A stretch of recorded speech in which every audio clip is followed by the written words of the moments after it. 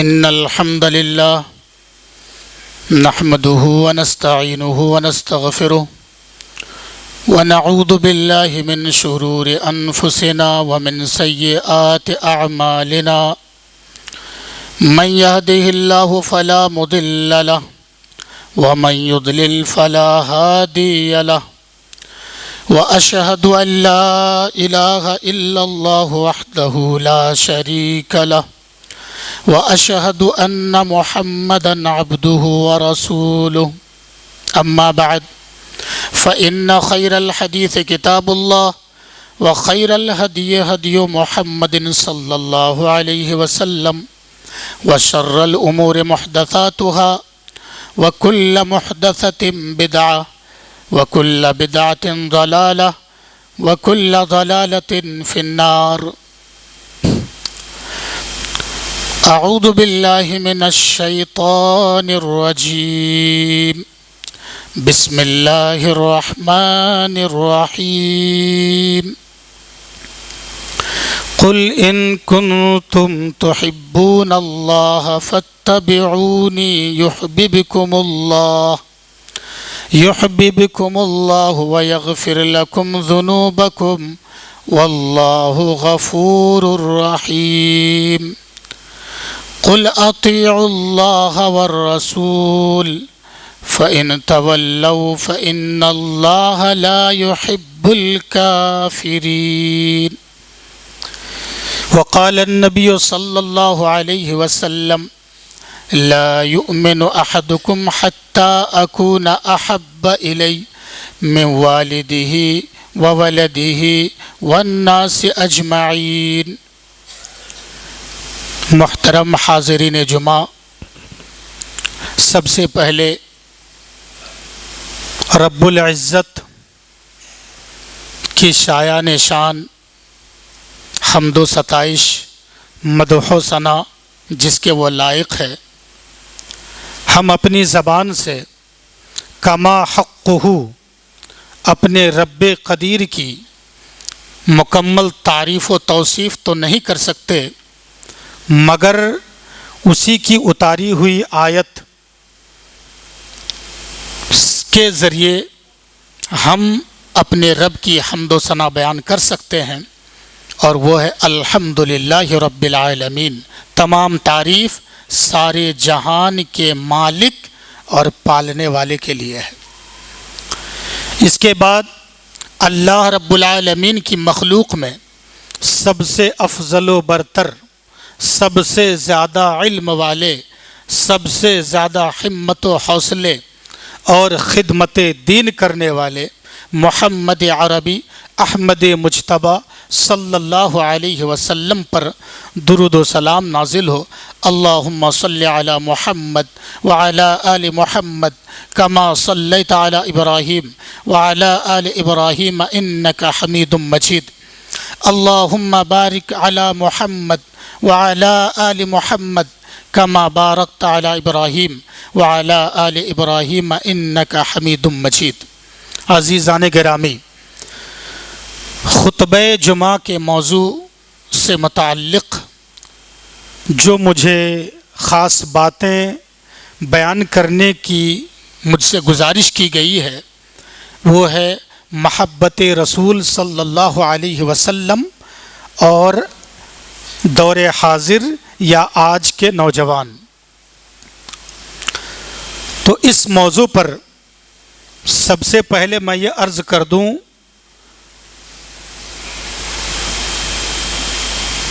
کہ اللہ تبارک و تعالی نے اس پوری کائنات کی تخلیق اور اس پوری دنیا کی پیدائش صرف کس چیز کے لیے کی؟ اپنی ربوبیت، اپنی مالکیت اور اپنی قدرت و طاقت کا مظاہرہ کرنے کے لیے، اور اس کو علی الاعلان سامنے لانے کے لیے۔ ورنہ جب دنیا نہ تھی اللہ کی قدرت تھی، آدمی پیدا نہیں ہوئے تھے اللہ خالق تھا، یہ سب کچھ بھی نہ تھا مگر اللہ تھا، اللہ ہے اور ہمیشہ رہے گا اسی آن بان شان کے ساتھ، اسی قدرت و کمال کے ساتھ جیسا کہ پہلے تھا، ہے اور رہے گا۔ مگر ہماری اور آپ کی آنکھوں نے اپنے رب کی قدرتوں کی جو تصویر دیکھی ہے وہ ایک دھندلی سی تصویر تھی، صاف اور شفاف نہ تھی۔ ہم نے اپنے رب کو ماتھے کی نگاہ سے نہ دیکھا، بلکہ ہم اپنے دل کی نگاہ سے بھی دیکھنے میں کامیاب نہیں ہوئے۔ جنت جہنم کی سیر ہم نے نہیں کی، مرنے کے بعد قبر کے اندر کیا گزرتا ہے، کیا ہوتا ہے، ہم اس سے بالکل ناواقف ہیں۔ یہ ساری چیزیں جو ہماری آنکھوں سے چھپی ہوئی ہیں، جو ہماری نگاہوں سے اوجھل ہیں، یہاں تک کہ خود ہمارے خالق اور مالک اللہ رب العزت ہماری آنکھوں کے سامنے اس طرح نہیں ہے کہ ہم دیکھ سکیں۔ تو ان سب چیزوں کو بتانے کے لیے، ان سب چیزوں کو کا علم دینے کے لیے اور سیٹسفائیڈ کرنے کے لیے، لوگوں کو ان چیزوں کا قائل کروانے کے لیے اللہ رب العالمین نے پیغمبروں کا سلسلہ جاری کیا۔ انبیاء علیہم السلام کو یکے بعد دیگرے مبعوث فرمایا۔ ان میں سب سے آخری کڑی محمد عربی صلی اللہ علیہ وسلم کی ذات بابرکات ہے۔ انہوں نے آ کر مکمل اس شریعت اور اس مشن اور اس مقصد کی تکمیل کی ہے۔ اب اس کے بعد کوئی کمی، کوئی خرابی اس شریعت میں یا اس مشن میں کسی بھی قسم کی کوئی کمی نہ رہی۔ اگر کچھ کمی تھی تو اللہ کے نبی علیہ السلام نے آ کر اس کی مکمل بھرپائی کر دی اور اس کی تکمیل ہو گئی ہے۔ اللہ رب العالمین نے اپنے نبیوں سے کس طرح سے کہا، اپنے رسولوں سے اپنی قدرت منوانے کا ذکر کس انداز میں کیا، اس کی ایک لمبی فہرست ہے۔ قرآن مقدس میں، سورۃ الشعراء میں، سورۃ القصص میں اور سورہ یونس میں، مختلف سورتوں میں اللہ رب العالمین نے اپنے نبیوں کے مشن کو چلانے کی ترغیب اور اس کے طریقہ کار کو بتایا۔ میں صرف آخری پوائنٹ، اللہ کے نبی، آخری نبی محمد عربی صلی اللہ علیہ وسلم تشریف لائے، اعلان نبوت ہو گیا۔ اللہ رب العالمین نے ایک آیت اتاری، سورہ آل عمران کی آیت نمبر 31، 31 نمبر کی آیت۔ اللہ رب العالمین نے فرمایا، اے نبی قل، آپ کہہ دیجئے، قل، اے نبی آپ کہہ دیجئے، اصل فرمان تو اللہ کا ہے، اصل کلام تو اللہ کا ہے، مگر اللہ رب العالمین اپنی مخلوق کے ساتھ برتاؤ کرنے کے کچھ اصول رکھے ہیں، کوئی نہ کوئی سسٹم ہے، اس سسٹم کے خلاف نہیں ہوگا۔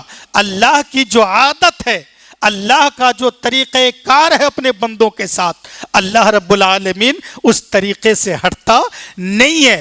تو اللہ رب العالمین ڈائریکٹ، براہ راست، فیس ٹو فیس کسی بندے سے بات نہیں کرتا، مگر جس سے چاہے۔ یہ جنرل یا عام پبلک کے ساتھ یہ بات نہیں ہوتی۔ تو اللہ رب العالمین نے اپنے چنندہ بندوں میں سے سب سے افضل محمد عربی سے کہا، اے نبی قل، آپ کہہ دیجئے، ان کنتم تحبون اللہ، اگر تم اللہ سے محبت کرتے ہو۔ کیوں؟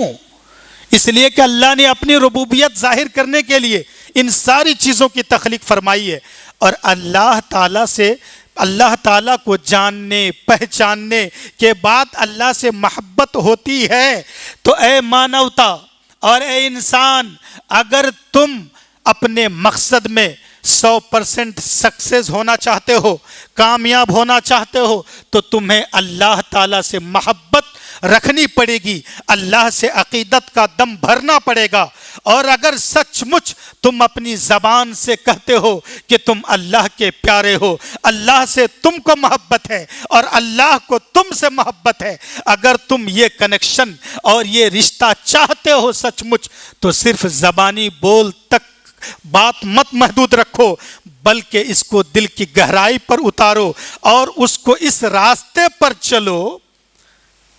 محبت رسول پر ہی بولنا ہے، مگر اصل محبت اللہ ہے، محبت الہی ہے، مگر اس محبت کو پانے کے جو پروسیس ہیں، جو طریقہ کار ہیں، وہ ہم سب کے لیے، اس امت آخرہ کے لیے ہمارا جو پروسیس ہے اور آخری کنیکشن ہے وہ محمد مصطفیٰ صلی اللہ علیہ وسلم کی ذات ہے۔ مگر اس آیت کریمہ میں اللہ رب العالمین نے یہ نہیں فرمایا اے نبی آپ کہہ دو کہ اگر تم اللہ سے محبت کرتے ہو تو مجھ سے محبت کرو۔ اس آیت میں ایک عجیب نرالا انداز اپنایا گیا، ورنہ ایک سیدھا راستہ تو یہ ہوتا کہ اے نبی آپ اپنی امت سے اور میرے بندوں سے کہہ دیجئے کہ اگر تم اللہ سے محبت کرتے ہو تو تم مجھ سے محبت کرو، اگر مجھ سے تمہاری محبت مکمل ہو گئی تو پھر اللہ بھی تمہارے محبوب ہوں گے اور تم اللہ کے محبوب ہو جاؤ گے، پھر اللہ تمہارے گناہوں کو بخش دے گا۔ شاید اگر ایسی آیت اترتی اور یہ کہا جاتا کہ اللہ سے محبت کرتے ہو تو مجھ سے محبت کرو، آج کے ڈیٹ میں اس دور حاضر میں نہ جانے کروڑوں کی تعداد میں نوجوان، بچے ہوں، بوڑھے ہوں، مرد ہوں، عورت ہوں، ہر طرح کے لوگ آپ کو روڈ پر مل جائیں گے، بازاروں میں چوک چوراہوں پر مل جائیں گے، جو اپنی زبان سے جمع خرچ کرنے میں نہیں تھکتے اور علل اعلان یہ جملہ بار بار دہراتے ہوئے نہیں تھکتے کہ ہم مصطفیٰ کا دامن نہیں چھوڑیں گے، ہم صحابہ کا دامن نہیں چھوڑیں گے، ہم اولیاء کا دامن نہیں چھوڑیں گے، ہم سلف کا دامن نہیں چھوڑیں گے۔ آج میں بتانا چاہتا ہوں کہ قرآن مقدس میں اللہ رب العالمین نے یہ نہیں فرمایا کہ اگر تم اس آیت کریمہ میں کہ اگر تم اے بندو مجھ سے محبت کرنا چاہتے ہو، میری بارگاہ میں محبوب بننا چاہتے ہو تو تم مصطفیٰ کا محبوب بن جاؤ، تم مصطفیٰ سے محبت کرنے لگو اور زبان سے تم اس کا اظہار کرتے پھرو، تمہیں مصطفیٰ بھی مل جائیں گے اور رب بھی مل جائے گا۔ مگر ایسا کوئی اعلان نہیں آیا۔ اعلان آیا تو کیا؟ اللہ کی طرف سے نبی مصطفیٰ کو جو آرڈر ہوا وہ آرڈر کس پرکار کا تھا کہ اے نبی آپ میرے بندوں سے اور اپنی امت سے علل اعلان کہہ دیجئے کہ اگر تم اللہ کی بارگاہ میں محبوب بننا چاہتے ہو، محبت رکھتے ہو تو تم میری پیروی کرو۔ پیروی کا مطلب کیا ہوتا ہے؟ میری صبح و شام کو دیکھ لو، میرا سونا جاگنا دیکھ لو، اور جب میں نماز پڑھنے کے لیے آ جاؤں تو نماز کو دیکھو، جب میں روزہ رکھوں تو روزہ کو دیکھو، میں افطار کروں افطار کرنے کا طریقہ مجھ سے سیکھو، سحری کھاؤں تو سحری کھانے کا طریقہ مجھ سے سیکھو، میں جب سجدے پہ جاؤں تو سجدہ کرنے کا انداز مجھ سے سیکھ لو۔ یہ ساری چیزوں میں مجھے کاپی کرو، میری نقل اتارو، جیسا کہ نماز کے باب میں بخاری کی حدیث اللہ کے پیغمبر نے فرمایا صلو کما رأیتمونی اصلی۔ اے لوگو، نماز تم نہیں جانتے تھے، رب کی محبت اور رب کا قرب حاصل کرنے کے لیے جو ایک اہم سب سے بڑا ذریعہ نماز ہے، اہم العبادات ہے، تم نہیں جانتے تھے، میں نے تمہیں نماز کی تعلیم دی، تو کیا تم نماز اس انداز سے پڑھو گے جو تمہارے من چاہے یا تمہاری مرضی ہو، یا پھر تم نماز اس انداز سے پڑھنا چاہتے ہو جس انداز سے نماز لانے والے نبی نے پڑھی ہے؟ تو سچ پوچھو تو اللہ نے اسی لیے فرمایا کہ اے نبی کہہ دو کہ اگر تم اللہ سے محبت کرتے ہو تو میری پیروی کرو، میرے نقش قدم پر چلو۔ اگر تم نبی کو صبح و شام میں، رات دن میں، عبادات میں، نماز روزے میں، حج زکوٰۃ میں، المختصر دینی سارے کاموں میں اگر مصطفیٰ کو فالو کرنے لگ گئے تو یہی نبی سے محبت کا سب سے اعلیٰ نمونہ ہے، سب سے بڑی مثال ہے۔ اور اگر آپ نے نقش قدم پر نہیں چلا، آپ مصطفیٰ کی پیروی نہیں کیے، آپ نے نماز کا طریقہ لیا کہیں اور سے، محبت کا سلیقہ کسی اور دربار سے، پھر آپ روڈ پہ آپ یہ کہتے پھرو کہ ہم مصطفیٰ کا دامن نہیں چھوڑیں گے۔ میں آپ کو ایک مثال دے کر بتا دوں کہ آپ نماز پڑھتے ہو، بولو رفع یدین کرتے ہو کہ نہیں؟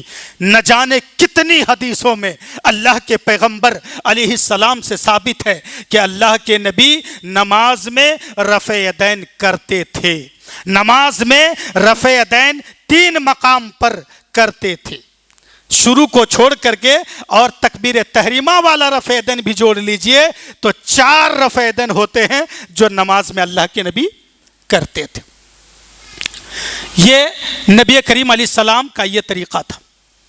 یہ رفع یدین کی مثال میں نے اس لیے پیش کی کہ ہمارے کچھ احباب کا طریقہ جو وہ رفع یدین نہیں کرتے مگر یہ محبت کا دم بھرتے ہیں اولیاء کے، اور سب سے بڑے ولی، سب سے بڑے پیر شاہ عبد القادر جیلانی رحمت اللہ علیہ، جن کو یہ بڑے پیر کہتے ہیں، ولی اکبر کہتے ہیں، اور ساتھ ہی ساتھ ان کے اتنے مناقب، اتنے فضائل بیان کرتے ہیں کہ جب آپ ان کی سیرت پر لکھی گئی کتابوں کا مطالعہ کریں گے تو آپ دنگ رہ جائیں گے، انگشت بدندہ ہو جائیں گے، آپ حیران ہو جائیں گے کیا یہ ساری روایتیں صحیح ہے؟ کیا یہ سارے فضائل ان کے لیے ممکن ہے؟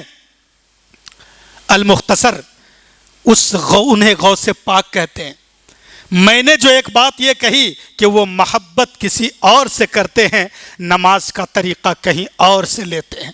اگر سچ مچ اگر ہمارے بھائی لوگ غوث پاک سے محبت کرتے ہیں تو اٹھائیے غوث پاک کی کتاب غنیت الطالبین، جو انہوں نے فقہ میں، عقیدے میں کتاب لکھی اور اس کا نام رکھا غنیت الطالبین۔ اس میں نماز کے باب میں، صفت الصلاح کے باب میں انہوں نے رفع یدین کا ذکر کیا، اور یہ منقول بھی ہے کہ عبد القادر جیلانی رحمت اللہ علیہ وہ نماز میں رفع یدین کیا کرتے تھے، اور نماز میں رفع یدین کا طریقہ انہوں نے نماز کے طریقوں میں اسپشٹ روپ سے لکھا ہے۔ ہماری یہ اہل حدیث بھائی زیادہ غوث پیر قطب تو نہیں کرتے، مگر جو حضرات کرتے ہیں کیوں غوث پاک اس طریقے کو چھوڑتے ہیں؟ میں صرف یہ ایک آئینہ اس طور پر دکھانا چاہتا ہوں، محبت آپ کی مکمل نہیں ہے غوث پاک سے۔ اگر آپ کی محبت ہوتی، نماز میں رفع یدین کر کے غوث پاک امامت کر رہے ہوں اور آپ ان کے پیچھے اقتدا کر رہے ہوں، اور آپ اپنی زبان سے یا دل میں آپ اس بات کا اعتقاد رکھتے ہو کہ رفع یدین والی حدیث منسوخ ہے، رفع یدین والی حدیث منسوخ ہے، جو آپ نے نہ جانے سینکڑوں کتابوں میں لکھا کہ رفع یدین بھی نبی سے ثابت ہے، مگر وہ حدیث منسوخ ہے، اور رفع یدین کا ترک کر دینا یہ بھی حدیث میں ثابت ہے، اور یہ حدیث ناسخ ہے۔ یہاں پہ ایک پوائنٹ نوٹ کرتے جائیے کہ غوث پاک کو اتنا زیادہ علم والا مانتے ہیں کہ غیبی خبر ان کے لیے بھی ثابت کرتے ہیں۔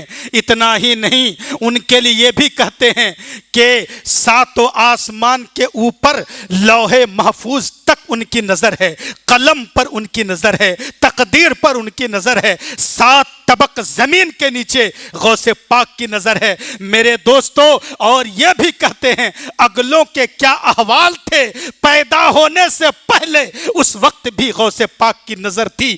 یہاں تک کہ غوث پاک عبد القادر جیلانی رحمت اللہ تعالی علیہ اس سفر میں جب اللہ کے نبی روئے زمین مکہ کی سرزمین سے نکل کر آپ بیت المقدس خوش ہوتے ہوئے آپ ساتوں آسمان کا سفر کیے، جسے معراج کہتے ہیں، جسے معراج کہتے ہیں، اسراء کہتے ہیں۔ اس سفر کے بارے میں بھی سیرت غوث پاک میں نہ جانے کس مزاج سے اس بات کو لکھ دیا کہ اس وقت بھی غوث پاک اس سفر میں ساتھ تھے، یہاں تک کہ جب آپ براق پہ چڑھ رہے تھے، اس براق میں چڑھنے کے وقت آپ نے کندھا دیا تھا۔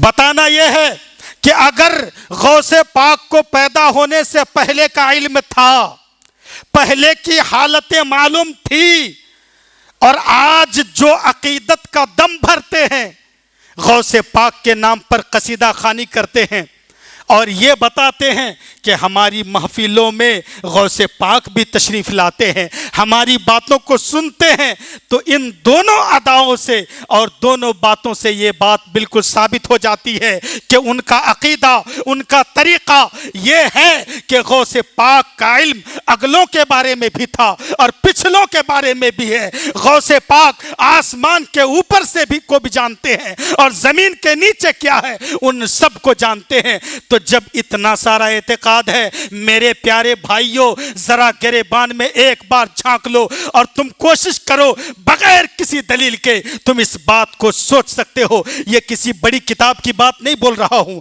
کوئی عربی گرامر سے نہیں بول رہا ہوں، کسی حدیث کے حوالے سے نہیں بولتا ہوں، یہ ہر کس و ناکس، ہر آدمی، ساری پبلک اس بات کو سمجھ سکتی ہے کہ جو قوم یا جو بندہ غوث پاک کے بارے میں یہ عقیدہ رکھے گا کہ اتنا سارا علم تھا، اتنی ساری معلومات تھی اور ہے، تو غوث پاک کو یہ علم کیوں نہیں ہوا کہ جو حدیث عبداللہ ابن عمر سے مروی ہے، نافع نے روایت کی اور سالم نے روایت کی، اور جو روایت ابو ہریرہ سے مروی ہے، حضرت انس بن مالک سے مروی ہے، حضرت سعد بن ابی وقاص رضی اللہ عنہ سے مروی ہے، ان سارے صحابہ اکرام رضی اللہ عنہم سے جو رفع یدین والی حدیث منسوخ ہے، غوث پاک کو اس منسوخ ہونے کا علم کیوں نہیں ہوا؟ یا تو یوں کہو کہ غوث پاک کا علم پہلے کے بارے میں نہ تھا، پچھلی گزری ہوئی حالتوں کو نہیں جانتے تھے، تبھی تو انہیں حدیث کے منسوخ ہونے کا پتہ نہ چلا، اس لیے وہ رفع یدین کرتے تھے۔ یا پھر یوں کہو کہ غوث پاک کو پتہ تھا کہ یہ حدیث منسوخ نہیں ہے، رفع یدین ثابت ہے، اور اگر ثابت ہے تو پھر آپ کیوں نہیں کرتے ہیں؟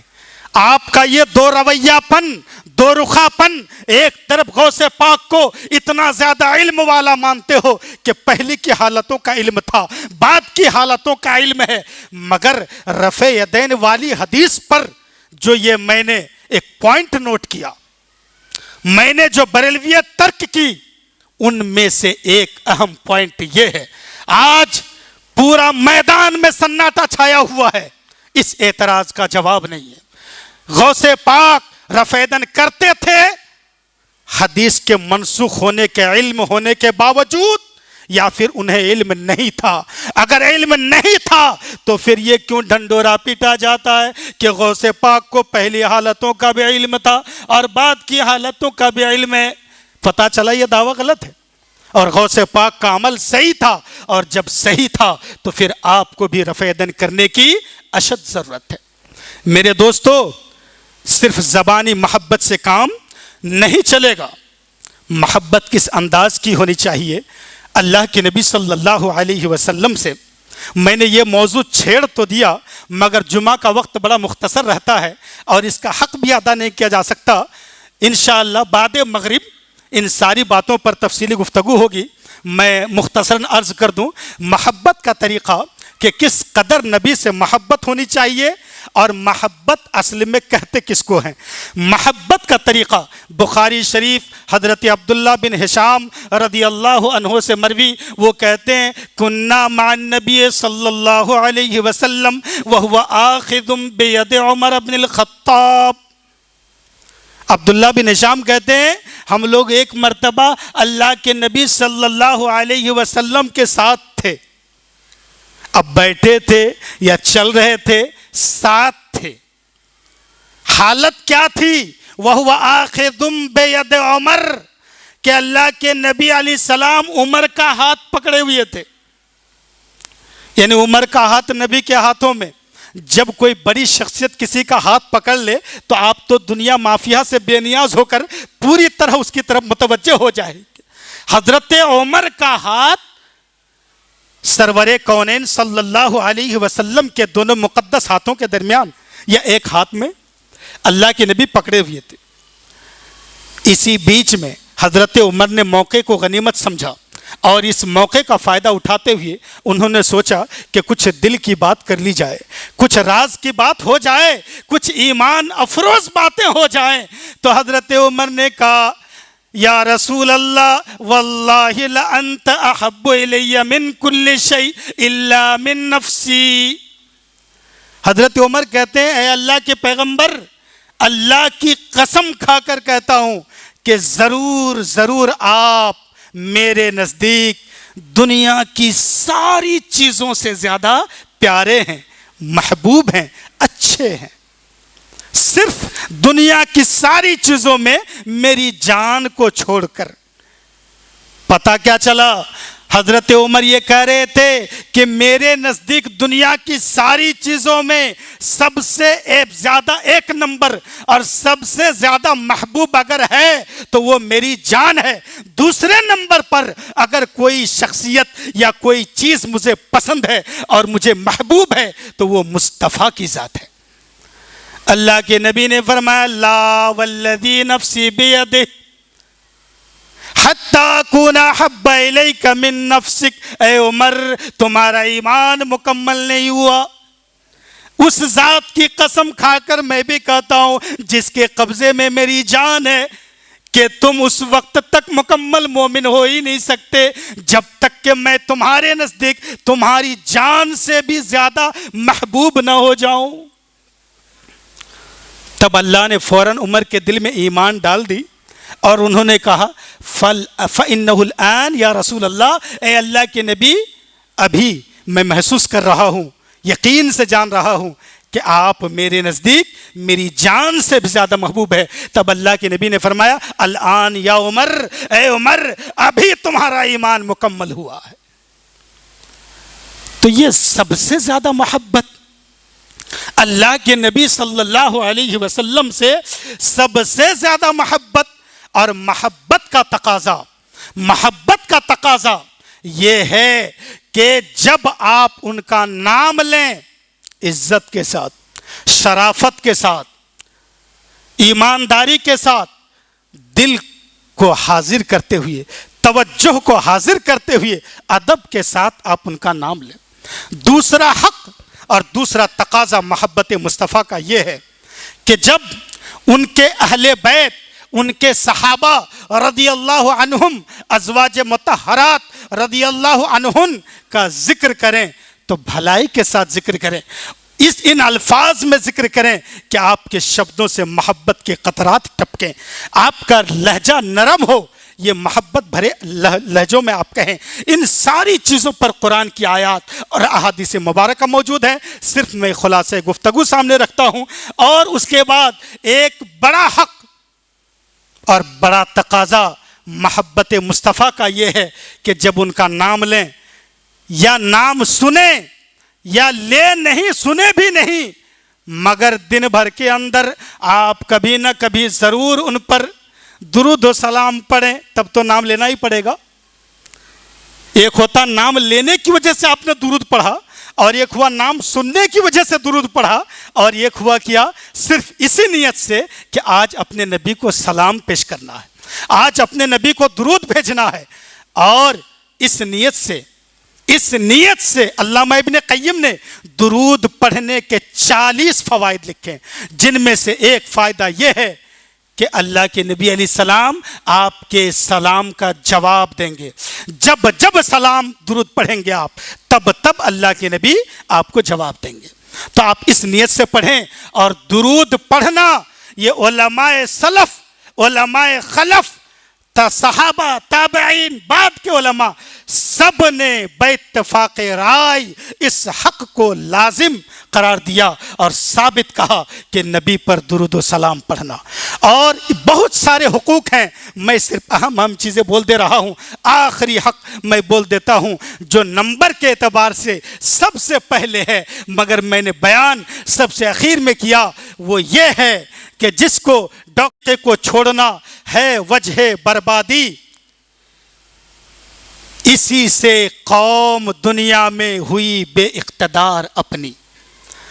اصل معاملہ نبی سے محبت کے ساتھ ساتھ ان کے طریقے کو اپنانا، ان کی روش کو اپنانا، چاہے ممالک فتح کرنے میں ہو، سیاسی امور میں ہو یا پھر دینی مسئلے میں ہو، ہر اعتبار سے اللہ کے نبی علیہ السلام اللہ کی طرف سے انسانیت کے لیے مکمل نظام لے کر آئے تھے۔ اس لیے ہر موڑ پر زندگی میں آپ اپنے نبی کو آئیڈیل اور اسوہ بنا سکتے ہیں، اور بنانا مسلمانوں کے لیے نہایت ضروری ہے۔ اور اللہ رب العالمین نے قرآن مقدس میں فرمایا وَأَنْتُمُ الْأَعْلَوْنَ إِن كُنْتُم مُؤْمِنِينَ، تم پچھڑی قوم بن گئے، تم اقلیت میں آ گئے، یہ تمہاری شان نہ تھی، اللہ نے تم سے وعدہ کیا تم ہی سر بلند رہو گے، تخت و تاج تمہارے ہوں گے، یہ زمین و آسمان کی چیزیں تمہارے تابع ہوں گی، اور تمہارے ہی لیے پیدا کی گئی ہیں یہ ساری چیزیں۔ تم شرط یہ ہے تم نبی پر صحیح سے ایمان لے کر آ جاؤ، اللہ پر صحیح سے ایمان لے کر آ جاؤ، اور قرآن کو ترجمے کے ساتھ پڑھ کر عمل کرنے کی کوشش تو کرو بندے۔ تم ایک قدم بڑھو اللہ 2 قدم بڑھے گا، تم تھوڑا سا آگے بڑھو اللہ زیادہ آگے بڑھے گا، اور تمہیں وہ قرب عطا کرے گا اور ساری ہدایت کے راستے تمہارے لیے کھول دے گا۔ اس کو بھی اس شاعر نے کہا تھا کہ محمد سے وفا تو نے، آپ چرچا کرتے ہو نا کہ ہم محمد کے وفادار ہیں، مصطفیٰ کے وفادار ہیں، ہم نعرہ لگاتے ہیں کہ محمد سے وفا تو نے تو ہم تیرے ہیں۔ اس شعر کو سمجھیے، بہت سارے علماء اہل حدیث بھی اس شعر کو نہ سمجھنے کی وجہ سے اس نے کہہ دیا کہ یہ بریلویانہ شعر ہے۔ نہیں میرے دوستو، یہ شعر اس آیت کی تفسیر ہے جس آیت کو میں نے پڑھا وَأَنْتُمُ الْأَعْلَوْنَ إِن كُنْتُم مُؤْمِنِينَ، یعنی گویا من جانب اللہ کہا جا رہا ہے۔ اسی بات کی کاپی کیا ڈاکٹر اقبال نے کہ محمد سے وفا، یعنی اے میرے بندو اگر محمد سے تم وفاداری کرو گے تو ہم تیرے ہیں، ہم رب، ہم اللہ تمہارے لیے ہیں، ہم تمہارے ہو جائیں گے تم ہمارے ہو جاؤ گے۔ یہ جہاں چیز ہے کیا، لوح و قلم تیرے ہیں، سب کچھ تمہارے آگے مسخر ہوں گی اور تم پر قربان ہو جائیں گی۔ ان سب کے لیے کرنا کیا ہوگا؟ ہمیں صحیح طریقے پر مصطفیٰ کا ذکر کرنا ہوگا، مصطفیٰ کی سنت کو ماننی پڑے گی، اور مصطفیٰ کی جو پیدائش ہوئی، آپ خوش نہیں ہیں؟ سب خوش ہیں، ہم بھی خوش ہیں، مگر خوشیاں منانے کے طریقے بھی مصطفیٰ ہی سے سیکھنا ہے۔ خوشیاں منانا ہے، مگر نبی کی ولادت پر کوئی صحابی ناخوش نہ تھا، کوئی تابعی ناخوش نہ تھا، سلف میں خلف میں آج بھی کوئی بھی دیندار آدمی ناراض یا ناخوش نہیں ہے، مگر میرے دوستو آپ خوشی بنانے کا جو طریقہ اختیار کرتے ہو اس طریقے کو دین کا نام دیتے ہو، اور اس طریقے میں جو آتا نہیں ہے اسے تم بدعتی کہتے ہو، اسے تم گستاخ پیغمبر کہتے ہو اور گستاخ نبی گردانتے ہو۔ یہ قطعاً صحیح نہیں ہے۔ نبی کی ولادت سچی ہے، اور نبی کی ولادت پر دل سے خوش ہونا اور خوشی کا اظہار کرنا یہ صحیح ہے، یہ ناجائز اور بدعت نہیں ہے، یہ دین کا حصہ ہے۔ مگر جو طریقے مروجہ ہے، جو نئے طریقے ماڈرن طریقے اپنائے گئے، یہ طریقے حدیث سے ثابت نہیں ہے، قرآن سے ثابت نہیں ہے۔ تو اگر آپ کر رہے ہو تو یہ آپ کا میٹر، مگر اس طریقے پہ اگر ہم نہ کرنے جائیں تو ہمیں گستاخ مت کہو، اگر گستاخ کہو گے تو پھر ہم بھی نہیں بخشیں گے۔ یہ طریقہ لایا تو لایا کہاں سے؟ حدیث اٹھاؤ پڑھو، مسلم شریف کی عبارت، اللہ کے نبی علیہ السلام سوموار کو روزہ رکھتے تھے، تو صحابہ کرام نے پوچھا اے اللہ کے نبی آپ کیوں اس دن پابندی کے ساتھ ہر ہفتے روزہ رکھتے ہو؟ تو اللہ کے نبی نے فرمایا اس لیے کہ میری پیدائش اس دن ہوئی اور مجھ پر وحی کی شروعات بھی ہوئی ہے۔ تو اللہ کے نبی تو روزہ رکھتے تھے، اس کے علاوہ اللہ کے نبی نے کوئی دوسرا طریقہ نہیں بتایا۔ میری معلومات کے مطابق جو میرا موقف ہے اور جو میں سمجھتا ہوں، میرے دوستو ہر آدمی اتنا ہی بولے گا جتنے کا اسے علم ہے، میں یہ سمجھتا ہوں کہ پورے سال سیرت النبی ہو، پورے سال نبی کا چرچا ہوتا ہے، ممبروں میں ہوتا ہے، اسٹیج پر ہوتا ہے، مدرسوں میں بخاری میں ہوتا ہے، مسلم میں ہوتا ہے، فقہ کی کتابوں میں ہوتا ہے، اور ایسے بھی آپ جلسہ سیرت النبی، جلسہ ختم نبوت اس طرح کا عنوان ڈال کر اشتہار چھپوا کر سال بھر پروگرام کر سکتے ہیں۔ اسی طریقے سے ماہ ربیع الاول میں بھی کر سکتے ہیں۔ جواز کی راہ اور صحیح طریقہ وہ یہ ہے کہ اگر آپ کو کرنی ہے، چونکہ مناسبت ہے، موقع ہے، اور پوری امت جمہور امت متفق ہے، اسی مہینے میں آپ کی ولادت ہوئی، چاہے 8 کو ہو یا 12 کو ہو یا 17 کو ہو یا پھر 9 تاریخ کو ہو۔ مگر دنیا میں جو لوگ بھی ولادت مناتے ہیں وہ زیادہ 12 کو فالو کرتے ہیں۔ روایتیں سب ہے کتابوں میں، اتہاس اور تاریخ کی کتابوں میں موجود ہے۔ طریقہ کیا ہے؟ طریقہ یہ کہ آپ کوئی ایک دن فکس کر لیں، ضروری نہیں کہ 12 کو کریں، کبھی بھی آپ فکس کر لیں۔ اس دن آپ اچھے عالم، جانکار، جو ضعیف روایت نہ پڑھے، غلط واقعہ کاپی نہ کرے، بلکہ صحیح نالج رکھنے والا عالم دین جو باشرع ہو، باعمل ہو اور محبت نبی رکھتا بھی ہو، اظہار بھی کرتا ہو، ان کے ذریعے آپ نبی کی سیرت اس نیت سے سنیں کہ نبی کی محبت بڑھے اور نبی سے الفت ہو اور نبی کے نقش قدم پر چلنا ہے، نبی کی سنتوں کو اور صبح و شام کو سمجھنا ہے۔ تو آپ سنجیدگی کے ساتھ بیٹھ کر مسجد میں ہو یا اسٹیج لگا کر ہو، آپ یہ بیان سن سکتے ہیں۔ اس کے لیے آپ چاروں طرف سے آئیں اور ایک جگہ بیٹھ کر کے سنیں۔ مگر یہ جو ریلیاں نکال کر گردش کی جاتی ہے، چکر کاٹا جاتا ہے، اور اس میں وہ سب فتنے ہوتے ہیں جن فتنوں کے بارے میں اس وقت کے لوگوں نے سوچا ہی نہیں تھا۔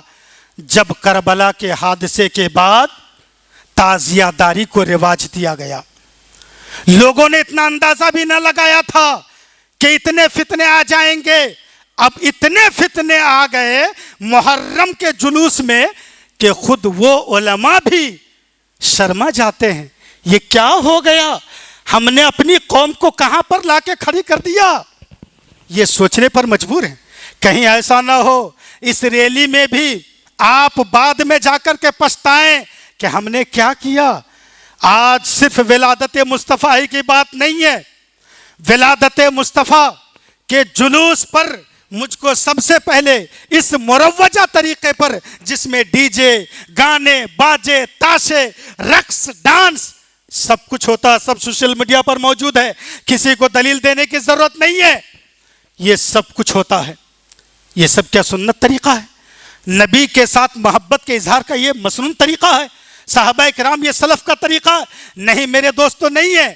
مجھ کو سب سے زیادہ جو میرے دل میں اعتراض آیا، دل و دماغ پر اعتراض ابھر کر آیا، کہ جب میں نے ایک اشتہار میں پڑھا کہ جلوس میلاد غوثیہ، یعنی اب غوث پاک کا تو صرف عرس مناتے تھے، اب ان کی ولادت بھی منانے لگ گئے۔ صرف اتنا ہی نہیں، جن کو مولانا احمد رضا خان، جن کو اعلیٰ حضرت کہتے ہیں، ان کا بھی عرس پہلے سے مناتے آ رہے ہیں، مگر ولادت پہلے نہیں منائی جاتی تھی، ان کی بھی ولادت منائی جاتی ہے۔ اور جلوس ولادت یا جلوس میلاد رضوی یا میلاد اعلیٰ حضرت یا میلاد مجدد کے نام سے بینر لگاتے ہیں اور جلوس مناتے ہیں۔ کتنے جلوس نکالو گے؟ کتنے فتنوں کو روکو گے؟ سچ کہا میرے پیغمبر نے اور صحابہ کرام نے کہ جو طریقے چلے آ رہے ہیں سلف صالحین کے، اس سے ہٹنے کی کوشش مت کرنا۔